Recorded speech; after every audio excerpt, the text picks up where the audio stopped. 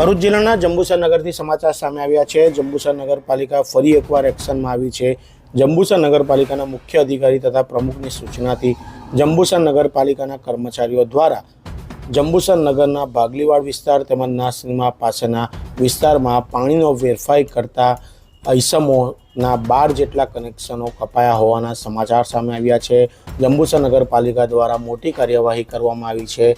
પાણીનો વેરફાઈ કરનાર ઈસમો સામે 12 જેટલા મકાનો રહેણાંક વિસ્તારોના મકાનોના કનેક્શનો કાપવામાં આવ્યા હોવાના સમાચાર સામે આવ્યા છે। નગરપાલિકા દ્વારા મોટી કાર્યવાહી કરવામાં આવી હોવાના સમાચાર સામે આવ્યા છે। કેમેરામેન શિવપ્રસાદ જંબુ સાથે જપન Shah Jambusar. Subscribe now and press the bell icon.